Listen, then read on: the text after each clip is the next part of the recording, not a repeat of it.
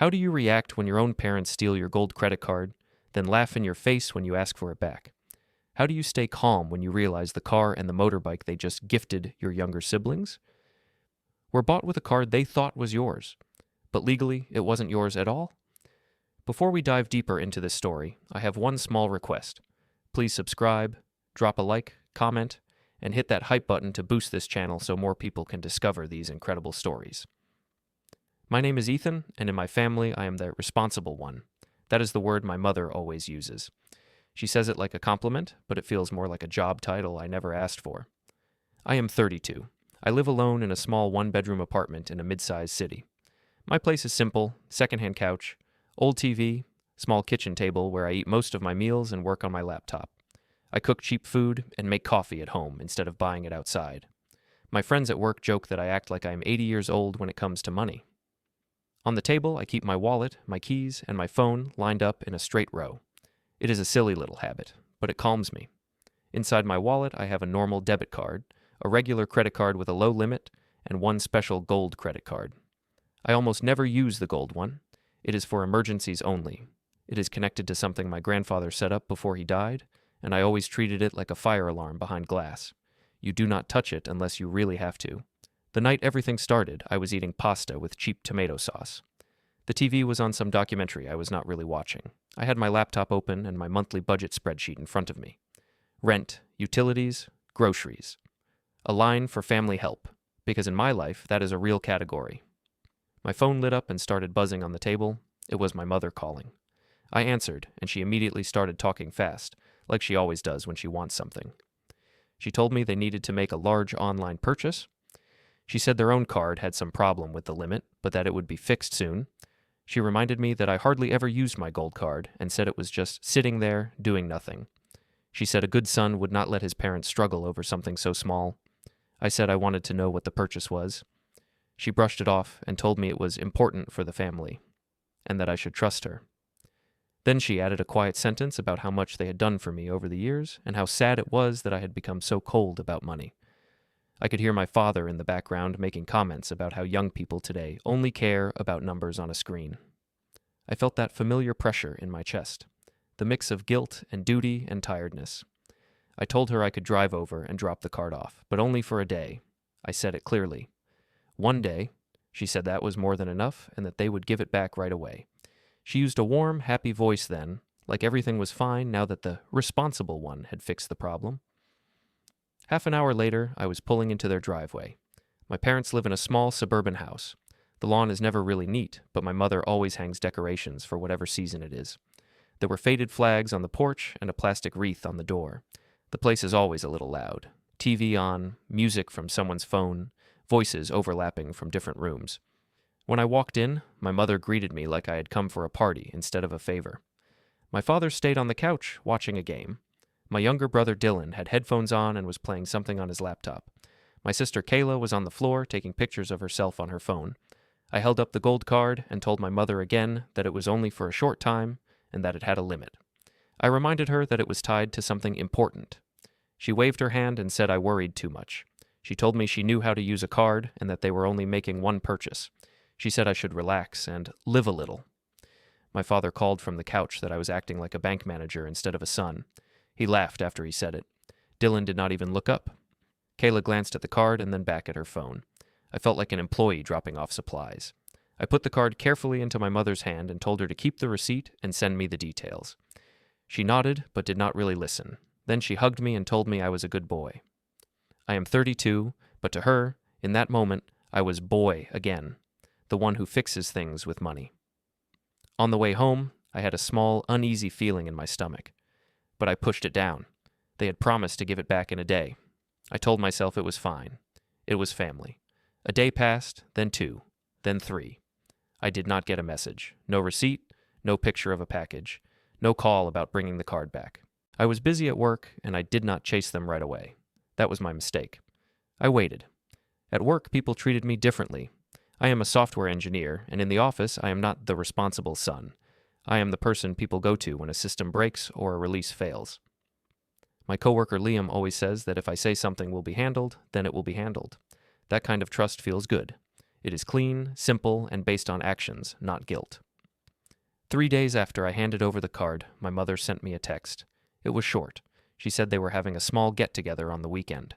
She said they wanted me there. She added a smiling face emoji and a car emoji. I stared at the car emoji for a moment. Then I told myself I was overthinking it. The weekend came. I drove back to their house. When I turned onto their street, I saw a small group of neighbors standing near the driveway. Some of them had their phones out, taking pictures. At first, I thought something bad had happened. Then I saw it. A shiny new car was parked in the driveway, bright and spotless, with a big fake bow on the hood. It was not a normal family car. It was the kind of car my sister used to post pictures of on her social media, the kind she always called her dream car. Next to the car, my brother Dylan sat on a brand new motorbike. He was revving the engine over and over, making it roar. He had a wide grin on his face. He looked like a kid on a commercial. My mother stood near the porch, smiling proudly. My father was beside her with his arms crossed, looking satisfied. Kayla was posing next to the new car while one of our cousins took photos of her. The neighbors were clapping and laughing. For a moment, I just stood there at the end of the driveway, holding my car keys in my hand. I looked at the car, then at the motorbike, then at my parents. The numbers in my head started moving on their own. I knew how much cars like that cost, even with good deals. I knew how much motorbikes like that cost. I knew the limit on my gold card. My mother saw me and rushed over. She said they had a surprise. She gestured at the car and told me how happy she was that Kayla finally had something that matched her potential and her image. She said Dylan also deserved something fun after working so hard at school, even though I knew he had skipped most of his classes last term. My father joined in. He told the little crowd that our family finally had something nice to show for all the years of hard work. He added that they could not have done it without our responsible son, the one with the gold card. People laughed and looked at me like I had just sponsored the event. My mother said loudly that I had stepped up like a real man and finally did something useful with my money. Kayla called from the car that she already loved her car and that it felt so much better than driving an old used thing. Dylan revved the bike again and shouted that his big brother had come through at last. He made a little bow toward me, but it felt like a joke. I felt heat rise in my face, but my voice stayed calm. I asked my mother if we could talk inside. She seemed annoyed, but followed me into the living room. The noise from outside came through the windows. In the living room, I asked about the card. I reminded her that it was meant to be for emergencies and that I had asked for it back after one day. I told her I needed it returned. She acted surprised. She said she thought I understood that the purchase was for the family. She said a new car and a bike were important because the kids needed to feel confident and successful. She told me not to make a scene. She promised that they would sort out the details later. I repeated that I wanted the card back now. My father walked in and heard my tone. He asked what the problem was. I said there was no problem as long as they returned the card and we made a plan for the payments. He made a joke about how I treated a little piece of plastic like a holy object. He said I needed to relax. He added that the card had almost nothing on it anyway, so there was no reason to worry. My mother nodded and said the same thing. She told me I should be proud of what my card had done for the family. I asked again where the card physically was. My mother said it was somewhere in the house. She said she would find it later. She touched my arm and told me not to ruin the day. She said people were outside waiting, and my sister wanted photos with me in the car. I looked at both of them. For years, I had been the one who made quiet sacrifices. I had helped with their mortgage when they almost lost the house. I had paid off small debts when collectors called. I had said yes so many times that yes started to feel like my name. In that moment, they were smiling and waving away my concerns as if I were a child afraid of the dark. I realized they did not see me as a person with limits. They saw me as a card with legs. I let out a slow breath and said it was fine. I said we would talk later. I walked back outside and let them pull me into some pictures. Kayla wrapped her arm around me and told me to look excited. Dylan told me to stop frowning or people would think I was jealous. After a while, the little show ended. Neighbors went back to their houses. Family members left. My parents went inside. Kayla drove off in her new car to show it to friends. Dylan took the bike around the block again and again. I walked to my own old car parked on the street. I opened the door, sat down in the driver's seat, and closed it quietly. My hands were on the steering wheel, but I did not start the engine. My phone buzzed in my pocket. I took it out and saw a notification from the bank app. It said that my gold card was close to its spending limit and suggested that I check my recent transactions. The screen glowed in the dim light of the car. I stared at the message, and for the first time that day, my expression changed. My phone screen glowed in my dark car, showing that simple bank message about the gold card being close to its limit. For a few seconds, I just watched the numbers on the screen like they were not real. I could have opened the app right there and gone through every transaction. Instead, I locked the phone and put it face down on my leg. My head felt full and loud. My parents were still inside the house, probably talking about the car and the bike, maybe already planning what kind of social media posts they would make. I started my engine and drove home on autopilot. The streets were quiet, the way they usually are on a Sunday evening. My old car made a small rattle in the dashboard that I knew well. I liked that sound. It was honest. It reminded me that I had saved and planned and kept this car running, year after year, with my own money and time. When I got back to my apartment, I put the phone on the table without looking at it again. I took off my shoes, made myself some tea, and sat down on the couch. The bank notification sat in my mind like a blinking red light. I told myself I would deal with it after some sleep. I was tired, not just in my body, but in that deep way you feel when you know you are being used and you let it happen anyway. The next morning, I went to work. My office building is just a normal glass and concrete block, but inside it feels like a different world from my parents' house. People there know me as the guy who can fix ugly problems in the code without panicking. I walked in with a coffee in my hand and my laptop bag over my shoulder, and a coworker greeted me and asked if I had a good weekend. I said it was busy with family and left it at that. Later that morning, one of our systems went down. Data stopped syncing. People started talking faster, using words like urgent and critical. My manager asked if I could take a look. I sat down at my desk, put on my headphones, and started reading through logs. For a few hours, I forgot about everything else. It felt good, in a strange way, to deal with a problem that followed simple rules. By lunchtime, the system was back up and running. My manager told another team that I had saved them, and they were thankful. Someone said they did not know how I stayed calm under pressure. I just shrugged. At work, being calm is a strength. At home, it makes people think you will absorb anything. I went to lunch with my coworker Liam. We walked to a small park near the office. It was one of those parks with a few trees, a narrow path, and some benches facing a tiny fountain that did not quite reach the top of its own design. We sat on a bench, each with a sandwich from the cafe downstairs. Liam asked again about my weekend. He knew my family a little from stories I had told before. I told him about the new car and the motorbike. I told him how my parents had used my gold card to pay for them. I tried to say it like it was just a funny story, but my voice sounded flat even to my own ears. Liam frowned. He asked if they had at least cleared it with me first and explained how they would pay it back. I told him they had said they needed the card for an important purchase and that they would return it soon. I admitted they had not talked about repayment. He stared at me and shook his head. He said if any other person in the world did that to me, I would call it theft. Hearing that word, even just as an idea, made my shoulders tense. I said it was family and that things were complicated. He said family did not make it less serious, just more painful. We went back to the office, but my mind stayed half in the park and half in the driveway with that shiny car and that loud motorbike. On the train home that evening, I let my thoughts drift back further, to how all of this started. I remembered being a teenager, watching my parents struggle with money again and again.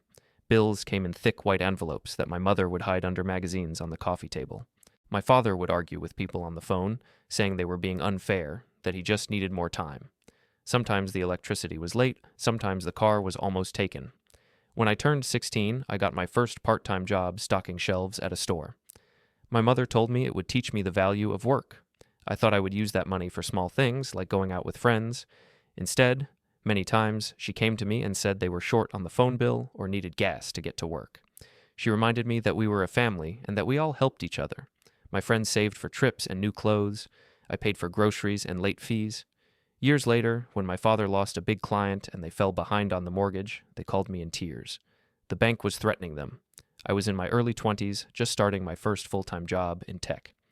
I had my own rent and student loans to think about, but I also had a small emergency fund.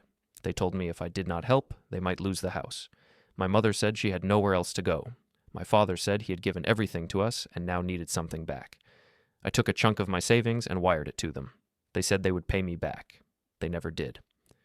The next month, there was a new big TV in the living room. A few years after that, they needed someone to co-sign a loan for another car. My father said his credit was not great because of mistakes when he was younger. He said I had a clean history and that it would be just a little help. I went to the dealership with him. I sat in the cubicle with the finance guy. I signed my name on the dotted lines. My father shook my hand like we were business partners. Later, when he missed payments, the calls came to me first. Somewhere along the way, my role changed. I stopped being just a son. I became their safety net, their backup plan, their easy answer when things went wrong. and because I was quiet and organized and always said I would handle it, they trusted that I would keep doing it. The gold card came into my life because of one person who saw all of this clearly, my grandfather. He was my mother's father, and he had very strong opinions about money. He grew up poor and built a small business with his own hands. He was not rich, but he was careful and proud. He did not drink, did not gamble, and did not take loans he could not pay back. He and my father never fully understood each other. Before he died, he called me to his house. I still remember sitting at his old wooden table with a cup of black coffee in front of me. He looked tired but sharp. He told me that he was setting up something called a family trust. He said it was meant to help with emergencies, education, and important needs. He also said something else. He told me plainly that he did not trust my parents with money. He said my mother was too soft with spending and my father was too confident without reason. He said he had seen me work, save, and say no to stupid things. He told me that was why he had chosen me to be the trustee. At the time, I did not really understand all the details. There were lawyers and papers and meetings. I just knew that the trust was not free cash. It had rules, it had limits, it had a purpose. The gold card came later when the bank connected a special card to the trust account. They gave it my name because I was the trustee. I was told that it was only for important family needs and that I had the final word about its use. I treated it seriously.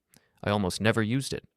Once, when my mother had a medical test that her insurance did not cover fully, I used the card to cover the part that would have hurt them. Another time, when my sister's tuition had a gap because of a mistake in paperwork, I used it to avoid late fees. Both times, I explained clearly why this was allowed. Both times, they still treated it like magic. The car and the motorbike were not like those things. They were not about health or survival or education. They were about image. That evening, after work, I sat at the small table in my apartment with my laptop open. I finally opened the bank app properly. I did not go through every transaction yet. I just saw the total used and the remaining limit. The numbers matched what I had guessed when I saw the new car and bike. I could see the names of the dealerships in the list, even without opening the details. I closed the app and leaned back in my chair. I stared at the ceiling. Liam's words echoed in my mind. He had said that if anyone else did this, I would call it theft. I thought about my grandfather, about his serious face when he told me the trust needed rules and a strong hand. I thought about my mother's light voice when she told me to relax and my father's laughter when he said I was acting like a bank manager. I was tired of being the safety net that nobody respected. I opened my laptop and went to my email. I scrolled down until I found an old message from the law firm that had handled my grandfather's trust. The subject line had the name of the lawyer who had talked to us back then, Maria Diaz. There was a phone number and a note from years ago saying I could contact her if I ever needed to review anything. I did not call yet. I just looked at the information. Then I opened my calendar app. I moved the cursor to the next week and created a small reminder with her name on it. I set it to pop up in the morning. It was just one quiet line on a digital calendar, a simple plan to talk to someone who understood the rules better than I did. When I clicked to save, a little dot appeared on that day. It was almost nothing to see, but to me, it felt like the first small crack in the old pattern. The reminder with Maria Diaz's name sat on my calendar like a tiny pin in a map. Nobody else could see it. My family did not know it existed. Even I did not fully know what I was going to do with it yet. But it was there, and that meant something had changed. Life did not stop because of it. I still went to work. I still cooked my simple meals. I still answered messages. On the outside, everything looked the same. A couple of days after I set that reminder, I went to the supermarket near my apartment. It was a normal weekday evening. The store was busy but not packed. I pushed a cart through the aisles and picked up the usual things: pasta, rice, frozen vegetables, some chicken, coffee, bread. I compared prices and checked the small notes on my phone. I had lived this way for years. By the time I reached the checkout line, I had already forgotten the gold card for a moment. I put my items on the belt and waited while the cashier scanned them. She was a young woman with tired eyes and a polite smile. Ahead of me, a man and his kid were arguing about candy. It all felt very ordinary. The cashier read the total out loud. I reached into my wallet without thinking and took out the gold card. It was still a habit for me to use it sometimes and then pay the trust back from my own account, especially if it was a shared expense. Part of me wanted to test something. Maybe I hoped I was still overreacting. I inserted the card into the terminal and typed my PIN. For a second, nothing happened. Then the screen flashed a message. The cashier's polite smile faded a little. She looked up and said the card had been declined.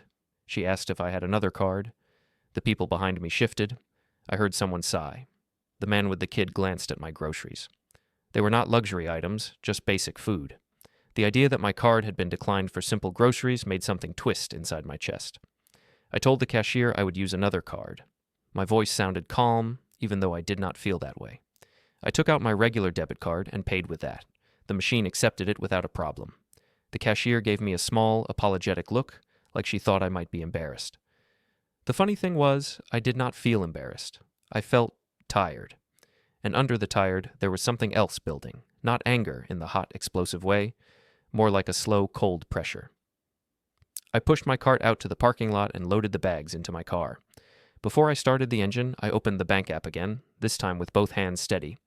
I looked at the gold card details. The balance was almost completely used. I tapped on the list of transactions and scrolled. The car dealership was there. The motorbike store was there. There were also charges for insurance, for some expensive accessories, and for a few smaller things that I knew were not mine. The pattern was clear. They had taken the card and treated it like a bottomless pit. I sat there in the driver's seat, phone in my hand, watching my own reflection in the dark screen after I closed the app.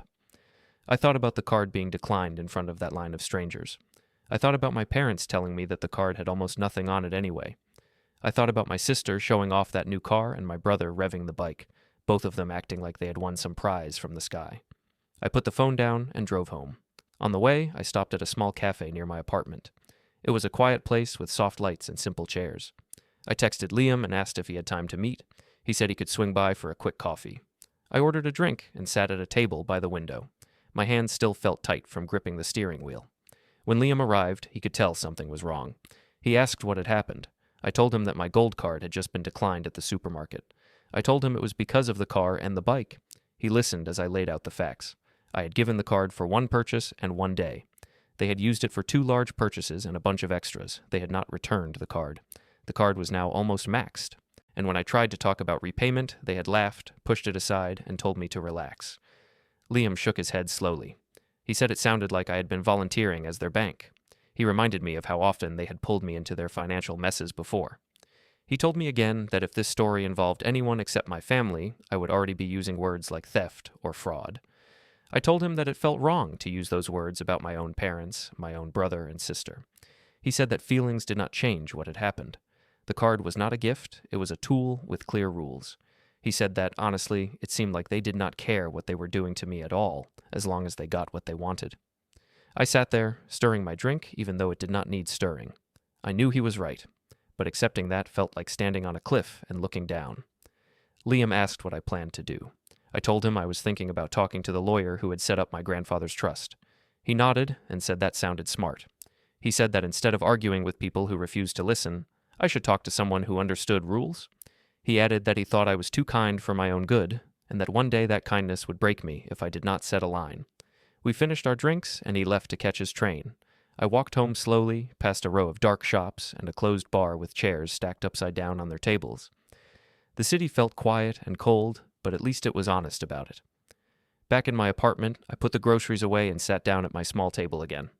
I opened my laptop and looked at the folders on my desktop. One of them was labeled with my grandfather's name. Inside it were more folders and files with dates and legal terms. I did not open any single document yet. I just rested my hand on the mouse and looked at the structure of it. The trust was not some vague thing. It was real. It had rules written in legal language. It had people behind it who knew what they were doing. My grandfather had not created it by accident. He had done it because he expected exactly this kind of situation. I thought about the last time I had seen him. He had told me that people would always try to test the boundaries when they thought they could get away with it. He had told me that the strongest person in the room was not always the loudest one. Sometimes it was the quiet person who knew where the limits were. I realized that for years I had let my parents and siblings walk right past every limit with me. I had stepped out of the way again and again, telling myself it was easier that way. I had called it being kind, being a good son, being responsible. But the truth was, I had been afraid of their anger, their guilt trips, their words about family and loyalty. Now the trust and the card were tangled up in that same fear, and I could feel something inside me pushing back against it. I picked up my phone and opened the family group chat. There were messages from earlier that day. Kayla had sent photos of her new car, parked in different places. She had written that she deserved it after working so hard on her social media career. She had added some comment about her investor brother, making it possible. Dylan had posted a short video of him revving the motorbike again, with a caption about how his brother had finally unlocked older brother mode. My parents had commented with proud emojis and phrases about how family sticks together and we all share our blessings. Nowhere in the messages was there any sign that they planned to pay anything back. Nowhere did they treat this like a serious debt. I wrote a short, calm message in the chat. I said that we needed to talk about the card and the payments. I said that the card had limits and that it was tied to the family trust, not to my personal money. I asked them to think about a plan to repay what they had spent. The replies came quickly. My mother wrote that I was being dramatic and that I should be happy they were using the card to improve the family's life. My father added that he had sacrificed a lot for me and that it was time for me to sacrifice for them without counting every cent. Kayla wrote that I was spoiling the mood and that I always made everything about rules. Dylan sent a string of laughing emojis and said I needed to chill because it's just money. I read each message slowly. I did not argue. There was nothing left to say to them in that chat. They had told me exactly how they saw the situation and how they saw me. I put the phone down and looked around my apartment. It was small, quiet, and clean. Every object in it was something I had chosen and paid for myself. My parents did not know this place the way they knew their own house.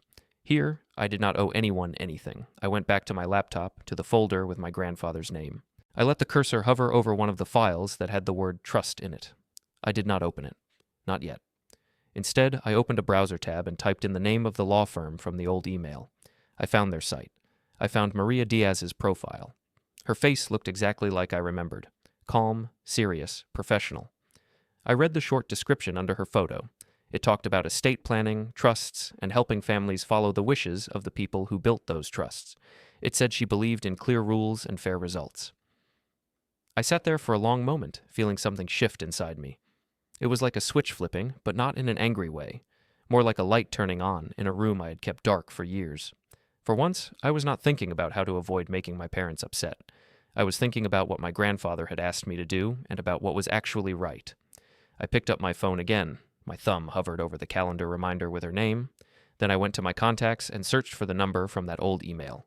I added it under her name. My hands did not shake. My breathing was steady. I pressed the call button and lifted the phone to my ear. As the line started to ring in the quiet of my apartment, I knew that this time I was not going to back down. Maria Diaz's voice sounded exactly like I remembered from years ago. Calm, clear, and patient. When she picked up, I introduced myself and reminded her that I was the grandson of the man whose family trust she had set up. There was a small pause, and then she said she remembered me as the quiet one who listened carefully. I told her, in simple words, that I needed to ask about that trust. I said there had been a problem with a card connected to it. I did not go into every detail on the phone, but I gave her the important facts. My parents had taken the gold card, used it for big purchases, and now refused to treat it like a debt. She listened without interrupting. When I finished, she said we should speak in person. She suggested a time later that week and told me to bring any statements or basic information I had. She said we could review what the trust allowed and what it did not. When I hung up, the apartment was very quiet. I stared at my phone for a long moment, then placed it on the table. I felt a strange mix of fear and relief. Fear, because I knew that speaking to her might start something I could not undo. Relief, because I was not alone with this anymore. The day of the meeting came. I took a half day off work and told my manager I had to deal with personal business. He did not ask questions. He just said he hoped everything was okay. At work, people were used to me being steady. They did not know that inside, I felt like I was walking on ice. The law firm was in a tall building downtown. The lobby smelled like polished stone and coffee. I took the elevator up and walked into a quiet office with soft carpet and calm colors. A receptionist greeted me and asked my name. After a short wait, Maria Diaz came out to meet me. She led me to a small conference room with a long table and simple chairs. There were no heavy shelves of books, no drama, just a glass of water, a notepad, and a pen on the table. She sat across from me and asked me to start from the beginning. I told her about the gold card. I explained how my grandfather had given me the job of trustee. I told her about the few times I had used the card for real emergencies, like my mother's medical test and my sister's school problem. Then I told her about the recent events, my parents asking to borrow the card, my handing it over for one day, and the surprise of seeing a new car and motorbike that clearly matched the card's limit. I spoke slowly. I did not try to make them look worse than they were. I just said what happened, point by point. I also told her about the group chat messages, the way they refused to discuss repayment, and the way they laughed off my concerns. Maria wrote notes, then asked a few questions. She asked if I had proof that the card was used at the dealerships. I said yes. The bank app showed the transactions. She asked if there were any messages or posts where my family talked about using my card. I told her about my sister's comments and my brother's jokes on social media. Then she leaned back slightly and looked at me for a moment. She reminded me that when my grandfather created the trust, he had been very strict about one thing. The money was not meant for luxury. It was meant to help with real needs. She said he had insisted on a specific clause. She described it in simple terms. The clause said that if any beneficiary used trust funds for non-essential luxury items without the trustee's clear approval, that person could lose their benefits from the trust. The share that would have gone to them could be removed or given to others, depending on the instructions. The clause also allowed the trust to treat those expenses as personal debts of the people who made them. She did not show me the exact wording on paper yet. She did not slide any documents across the table. She just explained the rule and reminded me that I had been given the responsibility to enforce it, if needed. I sat there, letting her words sink in. The idea that my grandfather had seen this coming years ago was both painful and comforting. Painful because it meant he had not trusted his own daughter and son-in-law. Comforting because it meant he had trusted me. I asked Maria what would happen if we treated the car and the bike as misuse under that clause. She said, in a careful tone, that it could mean my parents and siblings would lose their place as beneficiaries, at least partly. It could also mean that the trust would count those purchases as their personal debts, not mine. She said we would need clear evidence, though. Banking records, screenshots, messages, posts, anything that showed they had used the card for luxury items knowing it was mine to control. I felt my jaw tighten, but kept my voice level. I told her I could get those things. She nodded and said that her office could prepare a formal review once we had enough. She also said something that stayed with me. She reminded me that enforcing the rules was not a cruel act. It was actually the job I had accepted. It was how I honored my grandfather's wishes. After I left her office, the air outside felt different. The city noise seemed sharper. I was still scared of what might come next, but now I had a clear direction. I was not just a son being pulled by guilt. I was a trustee following written rules. My next stop was the bank. I went to the branch where I had opened the trust account and the gold card. I asked to speak with the manager, Mr. Hale. He was a middle-aged man with calm eyes and a firm handshake. He knew my name from previous meetings over the years. We sat down in his small office with glass walls. He asked what he could do for me.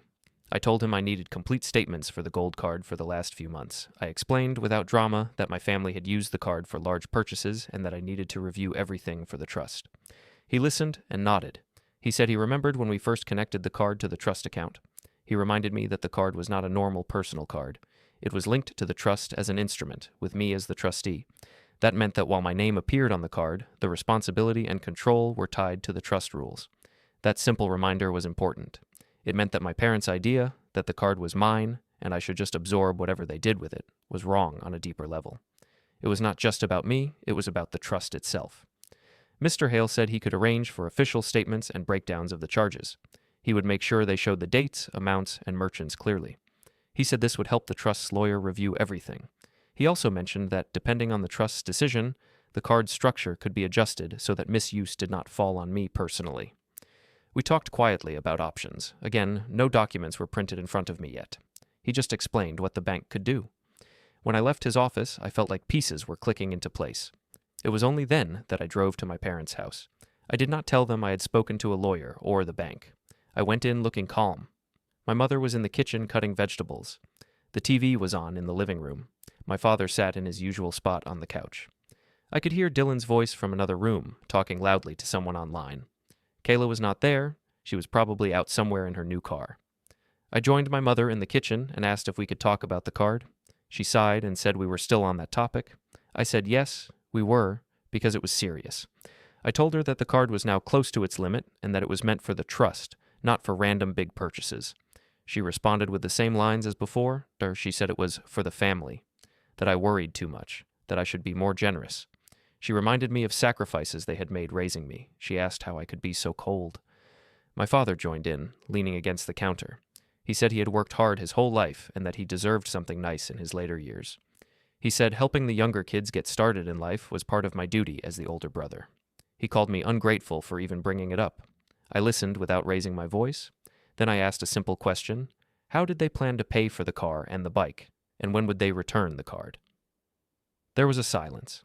A real one, not filled with excuses. My mother looked away. My father muttered something about somehow and later, but there was no plan. None at all.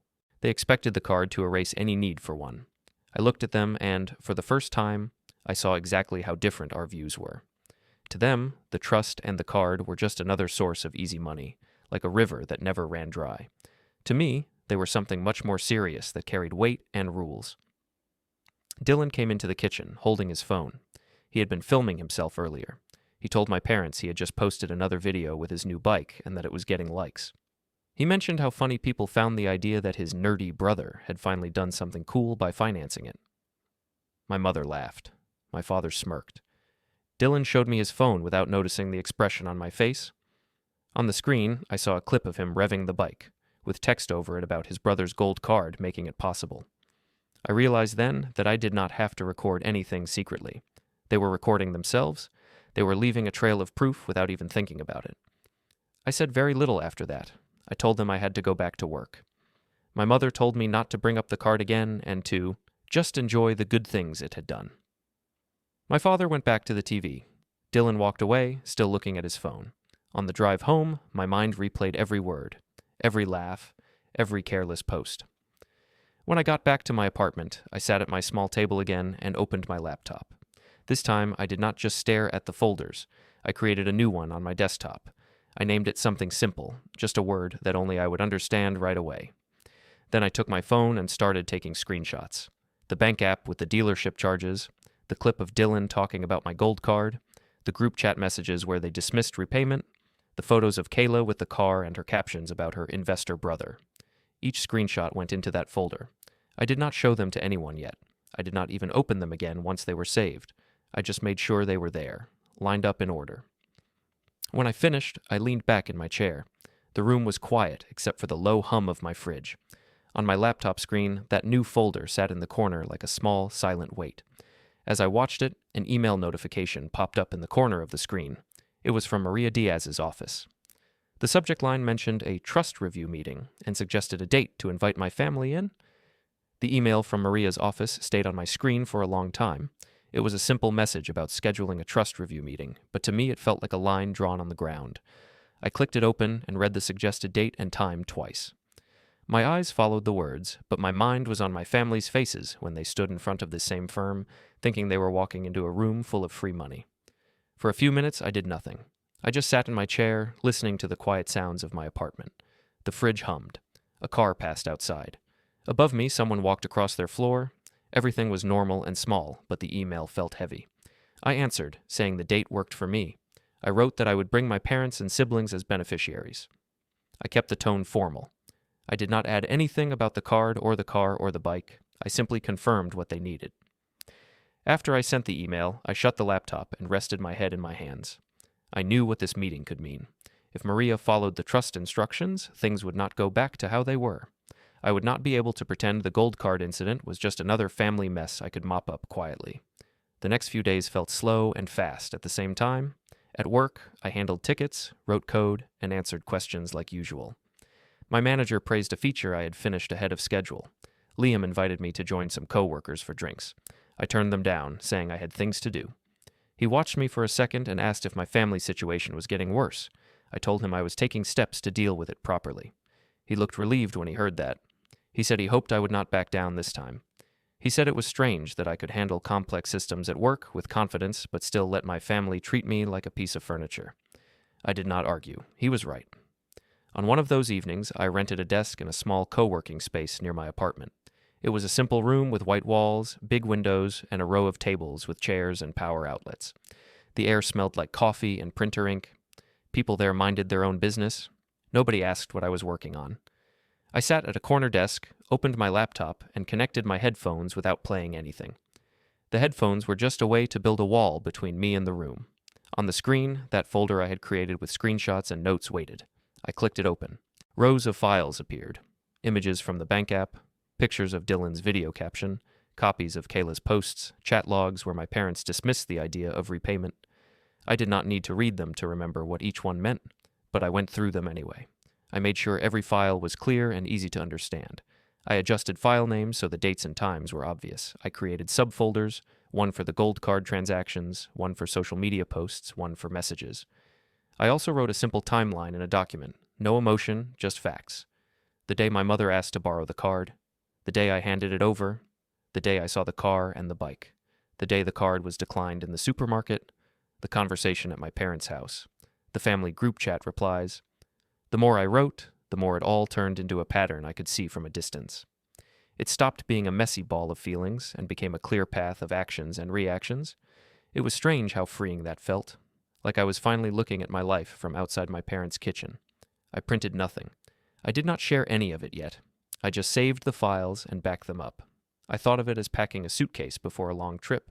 Even if other people did not know where I was going, I would be ready when the time came.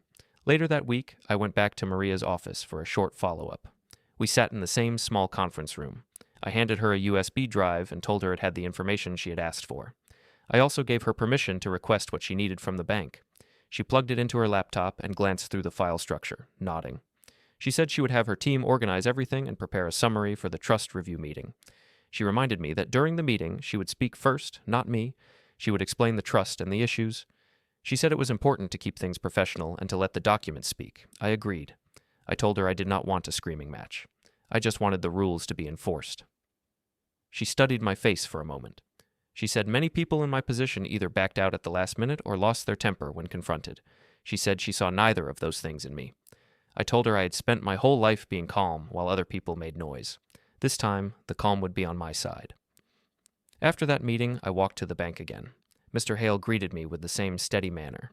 He told me that his staff had prepared formal reports and that Maria's office had already reached out. He assured me that the bank understood the card's connection to the trust and would cooperate fully with the review. He added something that surprised me. He said that over the years, he had noticed how I handled my accounts. He had seen my careful transfers, my habit of paying things on time, my slow and steady savings. He said it was clear that I respected limits. He implied, in a polite way, that he could not say the same about some of the other accounts connected to my family. Hearing that from someone outside the family hit me harder than I expected. For so long, my parents had made me feel like I was stingy, selfish, or scared of money. Hearing a professional say that my caution was actually a strength pushed back against that voice. I left the bank with a quiet sense of strength in my chest. The last step before the meeting was the part I had been dreading, telling my family about it. I knew I could not send them a text saying there would be a trust review meeting and leave it at that. If I did, they might invent their own story about what it meant. They might decide it was a sign that a big inheritance was coming. They might show up with big smiles and empty hands, expecting a celebration. Maria had suggested that I frame it as a general update on my grandfather's trust, which was technically true. The trust would be updated, it just would not be in the way they imagined. I decided to invite them to a family dinner first. I chose a family-style chain restaurant not far from their house. It was the kind of place with bright lights, laminated menus, and photos of food on the walls. Nothing fancy, just neutral ground. I called my mother and said I wanted to treat everyone to dinner. She sounded pleased. She asked if there was a special occasion. I told her I wanted to talk about some things related to the trust and that we should do it face to face. She got excited at the word trust and started asking if this meant something was finally happening with my grandfather's money. I told her we would talk at dinner. On the night of the dinner, I arrived early. I asked for a table for 5 and sat there alone for a few minutes, listening to the clatter of dishes and the chatter of other families. I watched a small child try to balance a spoon on their nose while their parents laughed. For a second, I wondered if things could have been different between me and my parents if money had not always been a problem. My family arrived together. My parents walked in first. My mother wore a bright blouse and had her hair styled. My father wore a shirt he saved for nice places, even though this restaurant was not really that. Dylan came in behind them, talking into his phone. Kayla walked in last, car keys in hand, smiling like she was entering a photo shoot. We sat down, ordered food, and went through small talk. My mother asked about work. My father made a few comments about the game on the TV behind the bar. Kayla showed us some photos from a recent outing with her friends, with the new car in the background. Dylan talked about how many views his latest bike video had received. They were relaxed, happy, and comfortable. No one there had any idea that a rope was tightening around the situation. Finally, after the food came and some of it had disappeared, my mother leaned forward. She asked what I had wanted to talk about regarding the trust. She sounded eager, like she was about to hear good news. I told them that the lawyer who handled my grandfather's trust had reached out. I said it had been a while since the last review, and that she believed it was time to go over how things were structured. I told them she wanted all the listed beneficiaries present for a short meeting. Their eyes lit up. My mother asked if this meant the trust was going to start paying out more. My father asked if we were talking about some kind of early inheritance. Kayla asked directly if she might be getting something, because she had plans for a small business idea. Dylan joked that he could use extra money for upgrades on his bike and trips with friends. I listened as they built their own fantasy. They imagined the meeting as a doorway to easy cash. None of them thought about rules or limits or consequences. They had never seen money behave any other way with me. I kept my voice steady. I said it was simply a review meeting to explain how things stood and how the trust worked going forward. I said it would be at Maria Diaz's office downtown. I gave them the date and time. I told them she wanted everyone there on time and that it would not be very long. My mother said she would be there. My father nodded and said he would make sure his schedule was free. Kayla said she would try to move her plans, but when I said that attendance was important, she agreed more seriously. Dylan said he would come as long as it did not mess with his classes, then admitted he skipped most of his classes anyway. Through all of this, nobody apologized for using the gold card without a plan. Nobody brought it up at all. In their minds, that issue was already behind them. The card had done its job, and the rest would somehow disappear into the background like all the other times. I watched them talk and realized something clearly. This meeting would not just be about the trust. It would be the first time in my life that I stopped cleaning up after them quietly. It would be the first time that reality, with all its boring rules and hard edges, would meet them head-on in a room they did not control. When dinner ended, I paid the bill. My mother thanked me, saying I was generous. My father told me I was a good son for arranging everything. Kayla and Dylan each gave me a quick hug and walked out, already on their phones again. As I walked to my car, my phone vibrated with a new notification. It was a calendar reminder for the trust review meeting, set for the following week. The time glowed on the screen, simple and exact. The days between the dinner and the meeting crept by like heavy clouds. I did not message my family much. They sent some texts about normal things, a picture of a meal my mother had cooked, a link to Dylan's new video, a photo of Kayla at a cafe with her car in the background. They seemed excited, almost light, like people waiting for a party. I kept my replies short but polite. I did not mention the card or the trust anymore. There was no point in arguing before the one place where arguments would not matter as much as documents and rules. On the morning of the meeting, I dressed carefully. I wore a simple, clean shirt and dark pants. Nothing flashy, just neat. I looked at myself in the mirror. I did not look powerful or threatening. I looked like the same quiet, responsible man I had always been. But inside, I felt different. I felt like someone who finally knew the weight of his own role. I grabbed my keys and headed out. Halfway to the law firm, my phone buzzed. It was a message from my mother, saying they were on their way and asking if I was already there. I replied that I would meet them in the lobby. I arrived a few minutes early and stood near the building entrance. The lobby was cool and quiet. People in business clothes walked past with purposeful steps. Nobody there knew the story that was about to unfold upstairs.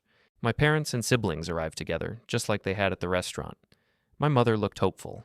My father looked curious. Kayla looked excited, her eyes scanning the lobby like it was a stage. Dylan looked bored but interested in the idea of more money.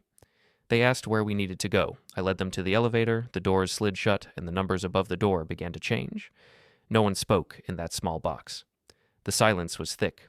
I could feel their eyes on the mirrored walls, on their own reflections, on me. The elevator doors opened on the floor where Maria's office was. We stepped out into the calm hallway. A receptionist greeted us and confirmed our names, then asked us to wait for a moment. Soon Maria appeared at the doorway to the inner office. She greeted my parents politely, shook my siblings' hands, and then asked us to follow her. We walked down a short hallway into a glass-walled conference room. A long table waited inside. Chairs surrounded it. I stepped through the doorway first and moved to my seat, feeling the weight of all the years that had led to this moment. My parents and siblings filed in after me, still not understanding that they were walking into something very different from the easy meeting they expected. Maria asked everyone to sit. She took the head of the table. I sat on one side, my parents and siblings on the other. There was a neat folder in front of her, closed. A glass of water sat near her hand. She started by thanking everyone for coming. She gave a short, calm reminder of who she was and that she had worked with my grandfather when he set up the family trust. My mother smiled and said they were glad someone was finally explaining things. My father made a small comment about hoping this meant good news. Kayla and Dylan looked curious and a little impatient. Maria did not match their excitement. Her voice stayed even as she explained that the trust had a clear purpose. She said it existed to support important needs: health, education, and true emergencies. She said it was never designed as a reward fund for luxuries. Then she opened the folder. For the first time, I saw printed pages spread across the table. She laid out a summary sheet in the center. On it were numbers, dates, and headings. The gold card account was listed at the top. Below it were the names of the car dealership and the motorbike store, with exact amounts next to them. There were also lines for insurance and extra items. My mother's face changed as she read the names of the businesses. My father leaned forward, frowning. Kayla's eyes widened when she recognized the dealership. Dylan shifted in his chair and looked at the totals. Maria said the trust had recently received notice of heavy use on the card tied to it. She said that under the trust rules, any major use required review. She added that, as part of that review, her office had collected related materials, bank records, messages, and public posts. She slid another paper forward. On it were smaller images, screenshots of my sister's car posts, my brother's bike video, and sections of our group chat. She did not wave them around. She simply let them sit there, solid and undeniable. She said it was clear from these that the card had been used for a new car and motorbike, both luxury items, without proper approval from the trustee. She said that, under normal circumstances, the trustee would need to grant permission in advance for any large trust expense. She looked at me and asked if I had given that permission. I answered simply that I had not. Then she read from another page. It was the clause my grandfather had insisted on.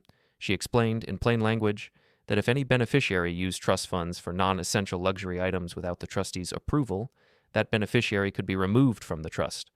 Their share could be redirected according to my grandfather's instructions. My mother began to protest. She said she had thought the card was mine and that I had wanted to help. My father raised his voice about all he had done for the family. Kayla and Dylan both tried to argue that it was not a big deal, that it was just a car and a bike, and that I could handle it. Maria did not start a fight. She simply pointed back to the documents. She reminded them that the card was a trust instrument, not a personal gift. She said the trust was not a vague idea, it was a legal structure, and it had already been triggered by their actions. Then she delivered the part I had waited for and feared. She said that, based on the misuse, the trust had been updated as allowed by the clause. She said my parents, my sister, and my brother were no longer listed as beneficiaries. She said that my grandfather's instructions, in this event, were to consolidate the remaining benefits under the one person he believed would respect the rules. She said that person was me. The room went very still. My mother stared at her, then at me, as if she did not understand the words. My father demanded to know if this could be fixed. Kayla asked if this was some kind of mistake. Dylan muttered that this was insane.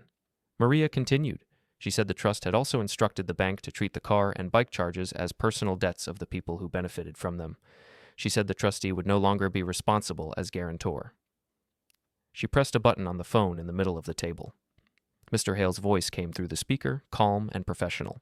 He confirmed that the gold card had already been restructured. He said the account was no longer linked to me personally. He said that, going forward, repayment responsibility would rest with those who had used the funds. He added that if payments were not made, repossession processes could follow for the car and motorbike. My parents both began talking at once. My mother said this would ruin them. My father accused me of betrayal. Kayla said she needed her car for her image and her plans. Dylan said they had thought I would just take care of it, like always. I sat there and listened. My hands were folded on the table. My heart beat faster than usual, but my voice stayed level when I finally spoke. I reminded them that I had warned them the card had limits. I said I had asked about repayment and been laughed off. I said this was not about revenge. It was about the promise I had made to my grandfather when he trusted me with the role of trustee. Maria closed the folder. She said the decisions were final under the trust's terms. She explained that her office would send them copies of the updated documents and repayment details. I stood up.